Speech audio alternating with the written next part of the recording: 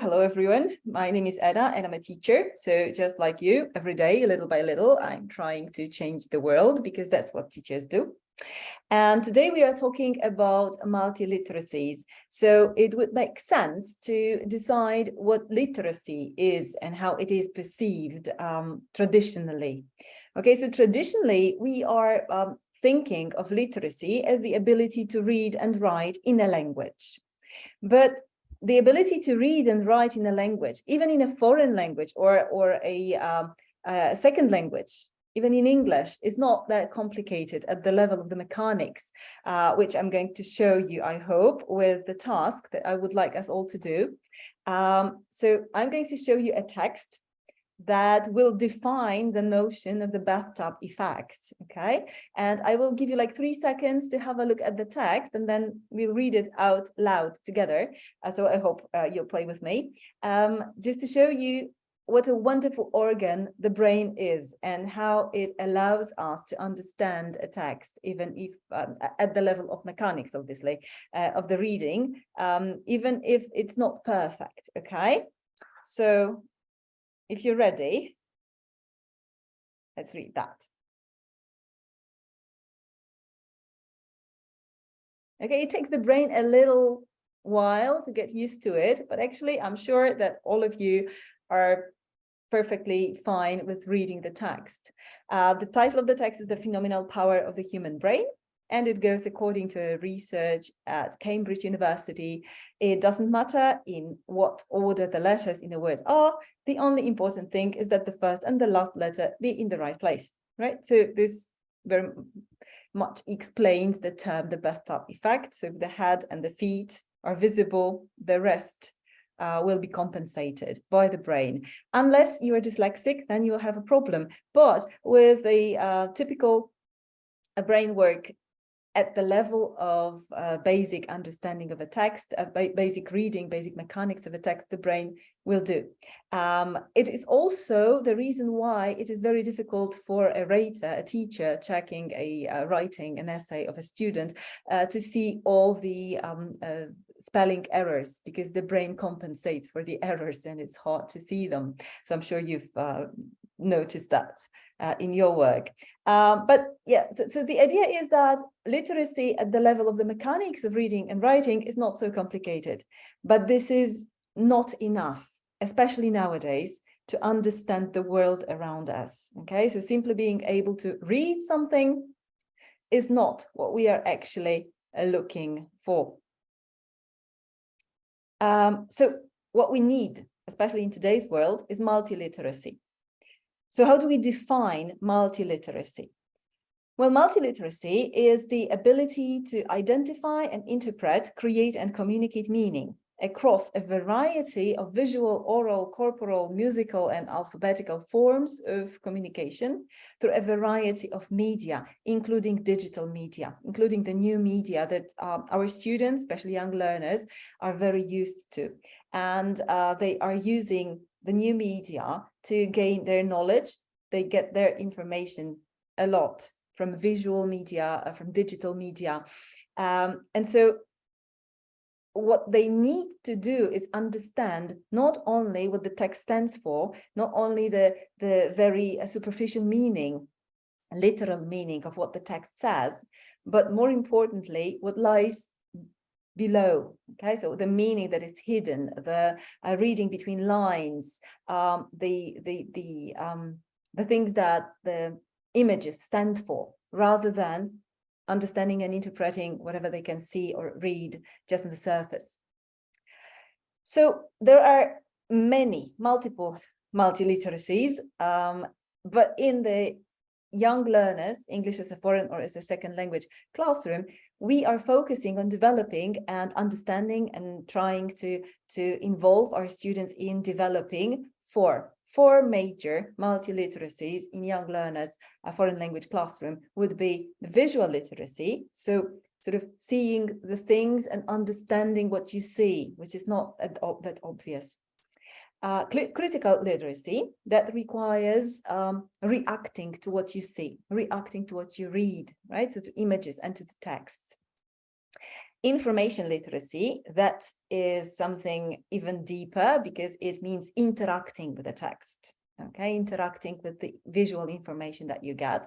And finally, the social emotional literacy that is essential for functioning properly in a society, in the world, not only in their classroom now, but in their future education and also at work, in life. Very important skill to understand socially and emotionally what you see and how you interpret people's behavior, people's intentions, also in texts. So we are going to start with visual literacy, which basically means what you can see beyond the picture, right? So the picture shows something and we can obviously describe the picture, but the important thing is what the picture stands for. Okay, and I will try to prove this point by giving you a short quiz. Okay, so you are going to see symbols of different services, products, companies. And what I would like you to do is to look at the symbols and as fast as you can, write in the chat what the symbol stands for. Okay, so we'll see how it works. I'm going to open the chat so that I can see it. Okay, and yeah, so we are starting. So the first symbol that I can show you here is this. What does it stand for? What does it mean to you? Do you know the symbol? Is that something that you can understand? Oh yes, food. McDonald's, burger, right? Lovely. Junk food. Okay, that was already with judgment. Okay, how about this one? Facebook, very good. Social media, lovely. Okay, so yeah, so this is a communication as well. Lovely. Okay, how about this one? That's a difficult one. Let's see if you can do it. Pepsi it is. Interesting that someone's association of this symbol is cola. Okay, how about this one? I'm not sure whether you can see it if I do that. Instagram, yes, that's Instagram. Insta, lovely. Everybody knows that. How about this one?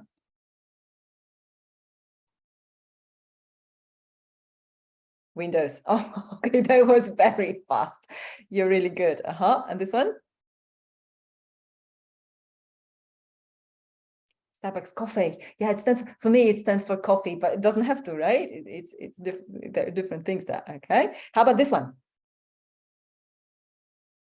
Nike. Yay! That's Nike. Very nice. Just you are very, very fast. Okay, thank you. Well, the idea is that we are not born with this knowledge. Okay, this is something that you gain through experience. Okay, and there is something powerful in the image, right? In a symbol that the company came up with a symbol, a logo. And now you look at the logo and you instantly not only know and recognize the company, but you also have different associations. And those associations can vary between people, right? You can have your own personal associations.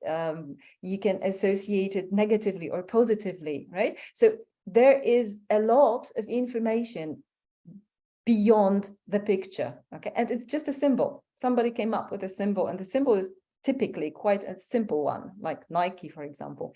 And yet it conveys so much information, okay? Now, this is what we need to teach our students, to make them aware that a tiny little symbol or a short, simple sentence may convey much more information that it appears to convey, okay?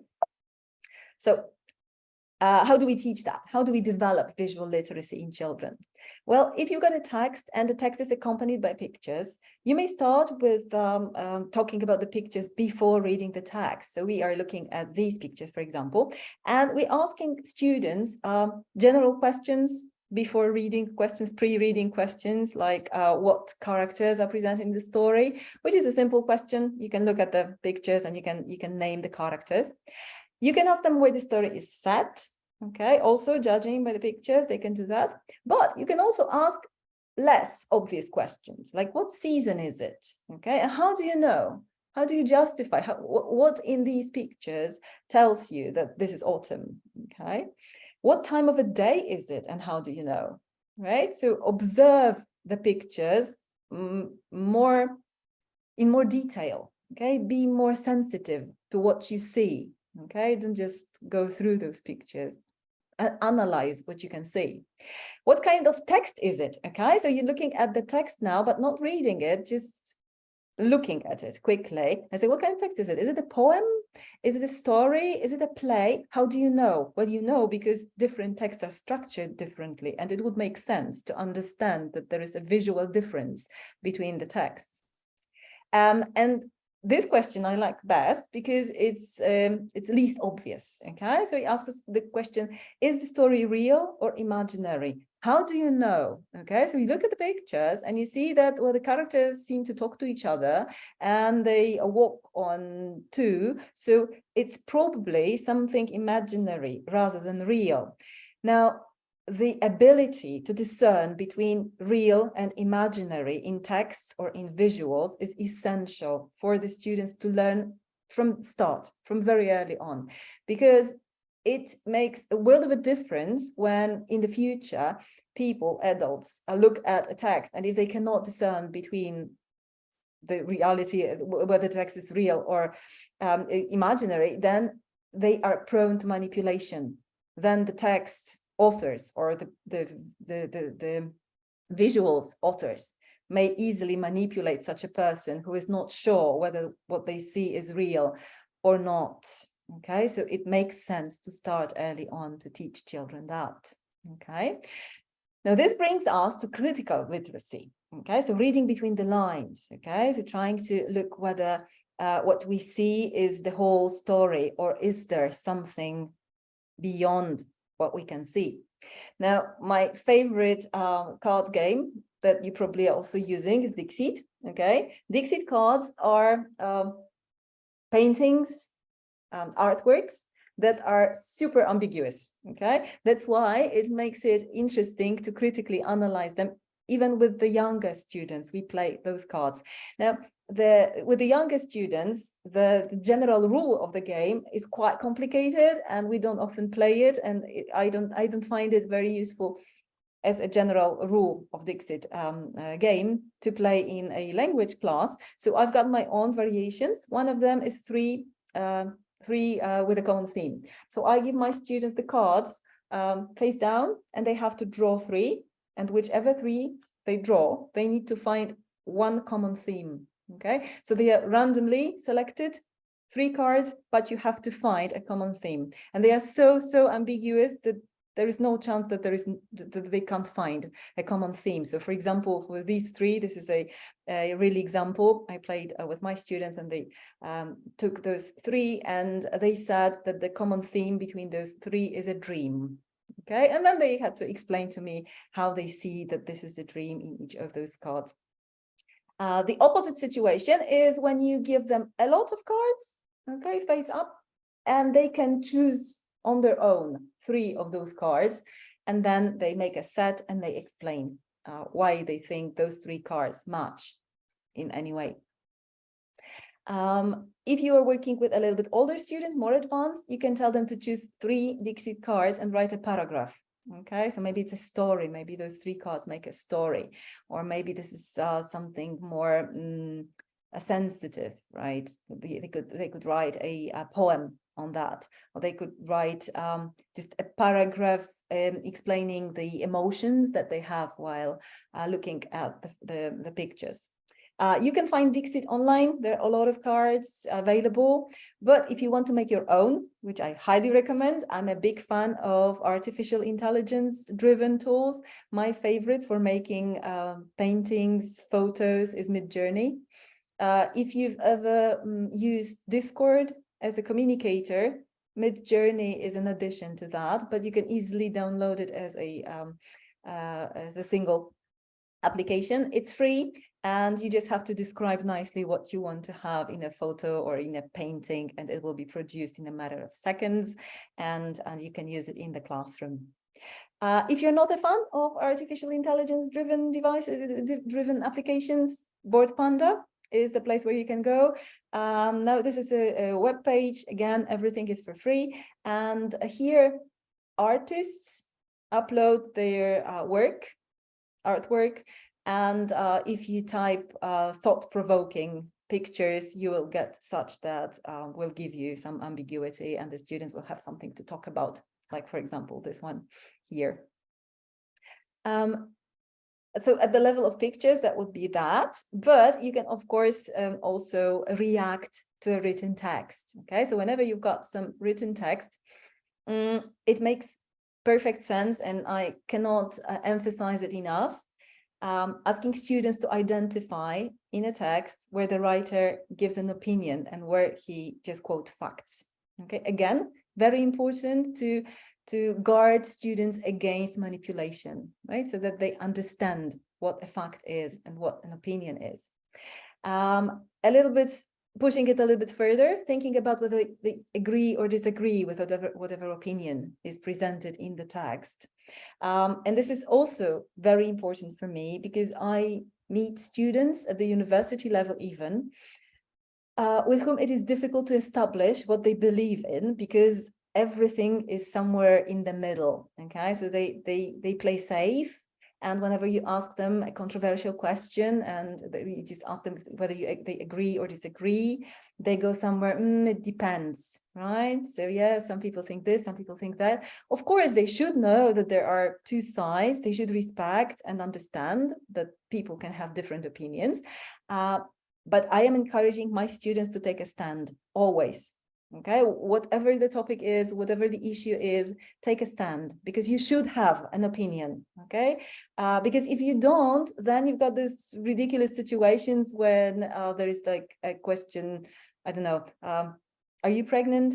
It depends, right? So yeah, you need to take a stand, and you should have an opinion, develop an opinion. And if you think about it, perhaps English is the first place where they came and they were asked this particular question. They have never thought about this question before. And you are the first people that have ever asked them this question, and you are responsible for them thinking about it and forming an opinion for the first time, which is absolutely a beautiful and a process to observe in the classroom. Yeah, and whether they agree or disagree with, and however they feel about the topic, do they feel strongly about it or not so much, or they don't care much. Even if they don't care much, I make them have an opinion because it matters, it's important.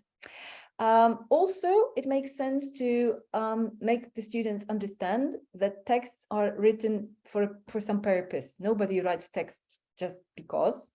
Every text, every functional text has an aim, and understanding what the text wants to do to the reader is also very important, again, for the reasons of manipulation, right? So they need to understand whether a given text wants to persuade them to do something, or just help them, or just describe something. So this ability, I believe, also should be developed very early on, okay?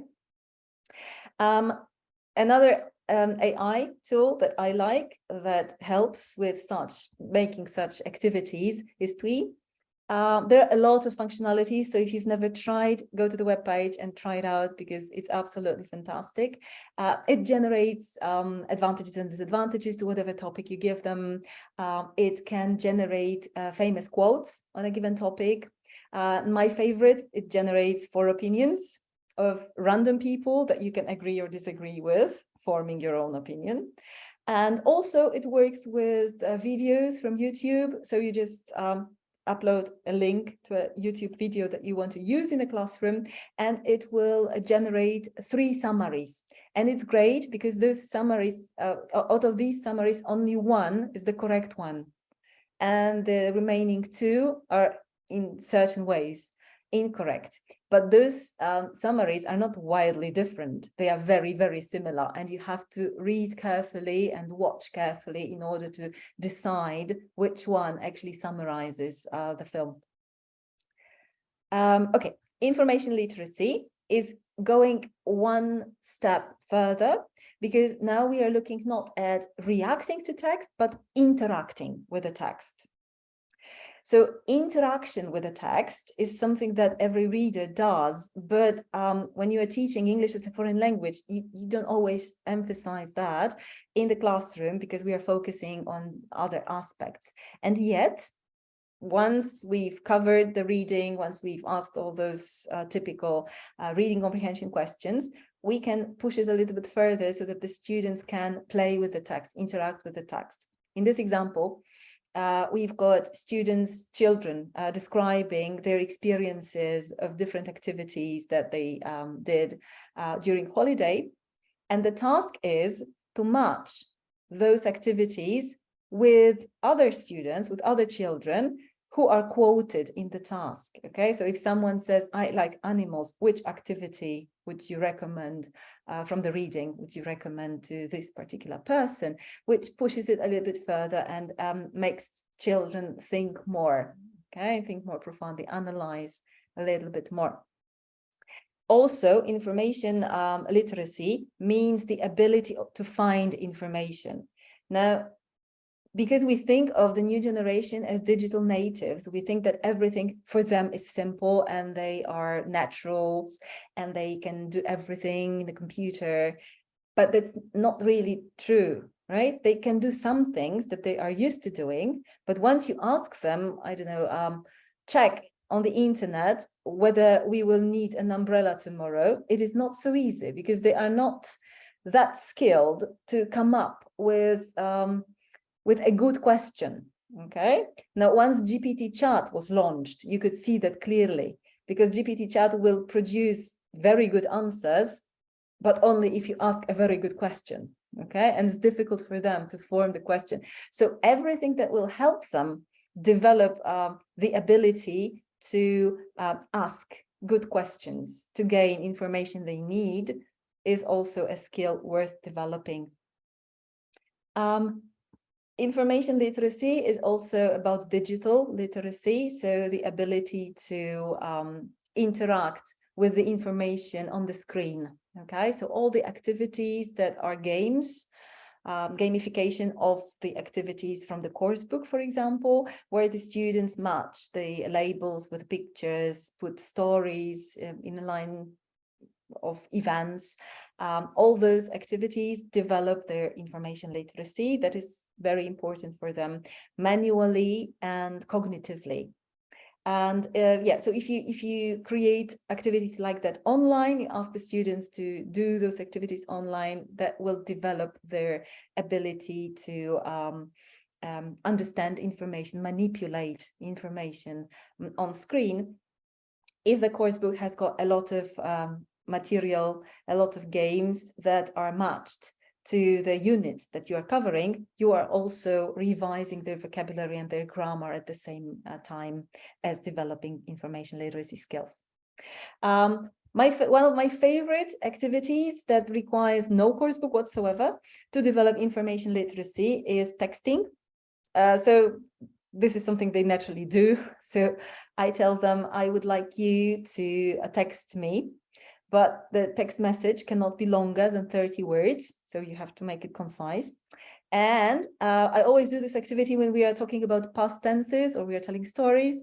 And I tell them, okay, so write to me a text message that you are going to be late for dinner. It starts always like that. Okay, you'll be late for dinner because you are witnessing an event that is a famous historical event, but you have to describe it in such a way that I have to guess what event you are witnessing. Okay, so again, I've got a real life example from my class where the students wrote the text, and I'm going to show it to you. I'll read it out to you, and I would like you to guess what historical event is being described. Okay, and write it in the chat. Okay, so again, I'll just flash the chat out here. Okay, let's try that. I'll be late for dinner.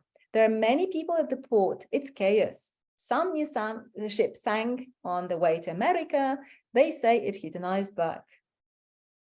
What is that? Yay, that is the the disaster of the Titanic. Okay, we had that. Okay, although the Tea Party I liked as well. It was there in the previous session. Yeah, there could be. Okay, but the students meant the sinking of Titanic. But there were different other historical events happening here. And the students were describing them in those 30 words. It's challenging because it's short and you have to come up with this idea. And it should be like cleverly put in words. Okay, different perspectives. This is an activity in which I tell my students to rewrite a story or rewrite a text from a different perspective. So for example, if we are reading Little Red Riding Hood, it is written from the perspective of a narrator or from the perspective of the Little Red Riding Hood. But what about the perspective of grandma or the wolf or the hunter? Okay, so they have their own perspective. You can write the story from their point of view, like first person narrative, okay, of the wolf or of the grandma. We always have fun doing this activity and children like that, okay? And it also makes them understand the story better and analyze the information that the text gives because they're looking from a different perspective. The worst I found out in years of experience that children prefer to write something that is bad than something that is good. So if you ask them, write about your dream holiday or dream house, that's boring, but of a nightmare holiday and a nightmare house, that's fantastic, okay? And then they will do it better. So if you've got problems with students who don't want to write something that is nice and beautiful, try the bad way, okay? So everything that is ugly and bad would be more interesting and challenging for them. And the last type of literacy to develop in a young learner's classroom would be the social emotional literacy. So the ability to understand myself and how I interact with other people and how those interactions in the classroom and outside the classroom work. So starting with the youngest learners, the sub-skills of the social emotional literacy would encompass identifying emotions and impulse control. And then later on, they will go more into more advanced stages where they should develop empathy, relationship building, and ethical responsibility. So how do we do that? Well, if we think about identifying emotions or empathy or impulse control, the readings that you are giving the students in the classroom should have a model. Okay, they should not be just random stories of nothing. They should be engaged somehow socially, emotionally, so that the students can relate to the story or to the characters in the story. We can give them warm-ups, cool-downs, energizers. Okay, I'm going to show you one energizer that I am using, though I was quite skeptical about it. It worked wonders. Okay, it's more of a disciplinary tool for young learners, but it does work. Okay, so let's see this one. This one is an element of the wider theory of mindfulness in the classroom. Okay, and this particular mindfulness task is about focus. Okay, so let's see if you can focus well.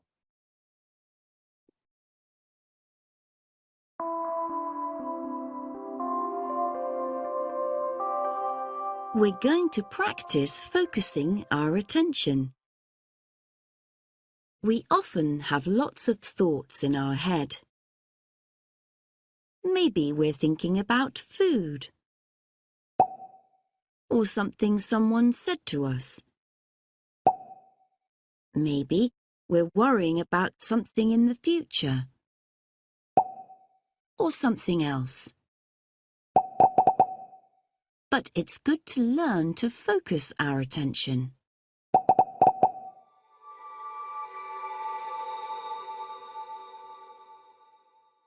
See if you can follow one ball. Choose one, red, yellow, green or blue. Keep focusing on just your ball.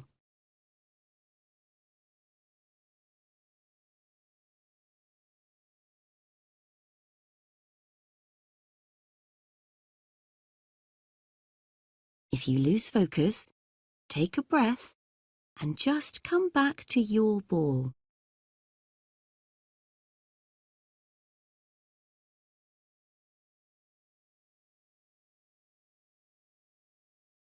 Keep watching.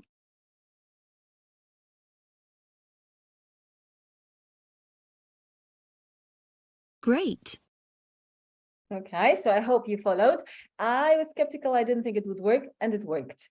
And I was shocked because the young learners that I had, they were really young, and yet they followed. And for the next 5 minutes, I had like 100% focus. So it's a good idea to do an activity like that before something that you really think is important and they should learn and focus on. Okay, another element of developing, a way of developing social emotional literacy is projects with an impact and socially engaging discussions. Okay, so if you're thinking of projects, every now and then in a course book, there's a project to do.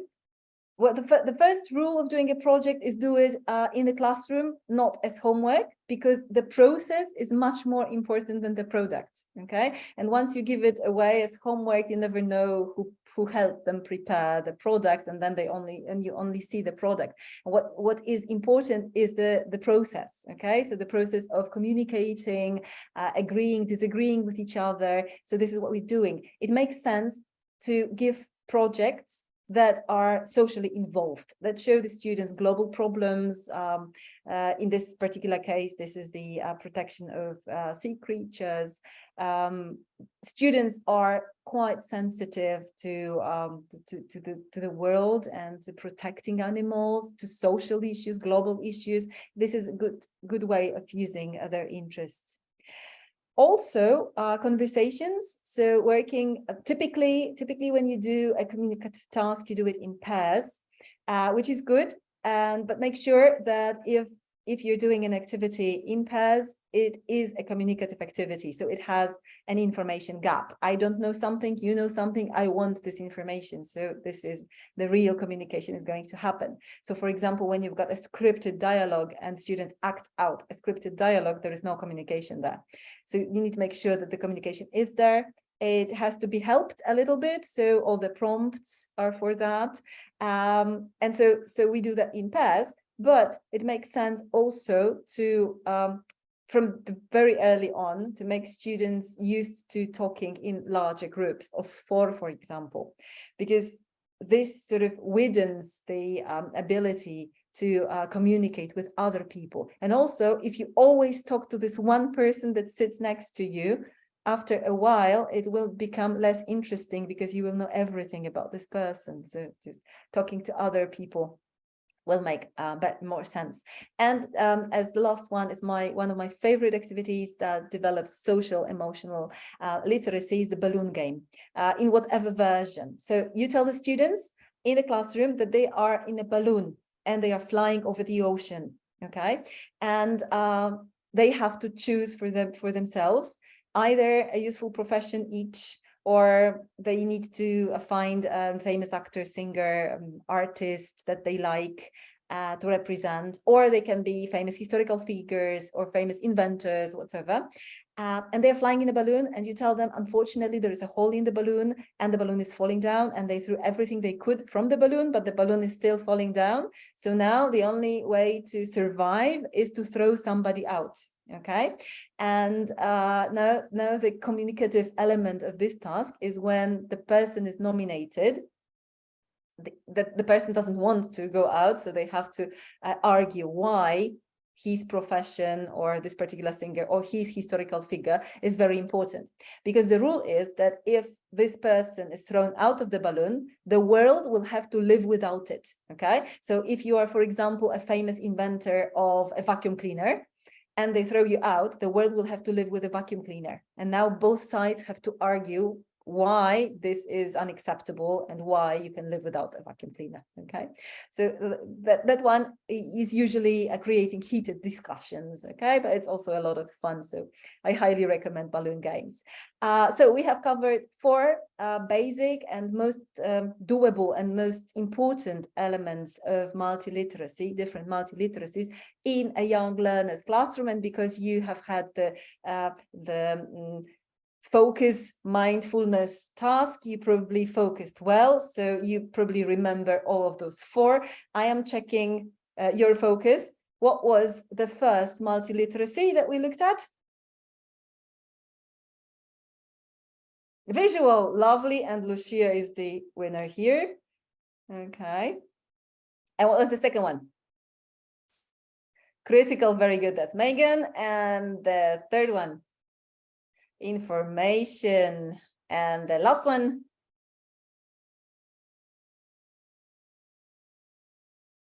So yeah, social emotional, very good. Now there is social emotional that is that Marcella is going to talk about. So I'm building a bridge between this one and Marcella's presentation. Social emotional is the last multi-literacy that we talked about. Now, if you have your classroom filled with students, do develop those 4 multi-literacies, because it's very important for the students to have those abilities, and additionally to learning the language, because learning the language itself is not enough. We need to develop also a wider scope of abilities to create a wider view, because at the end of the day, we don't teach English, we teach children. Thank you. Look at all those emojis, Anna. It's a lot of emojis on the screen. Lovely. Thank you so much, Anna. What a talk. Really, really interesting. And just really, really sort of really ground level stuff. I think it's really important.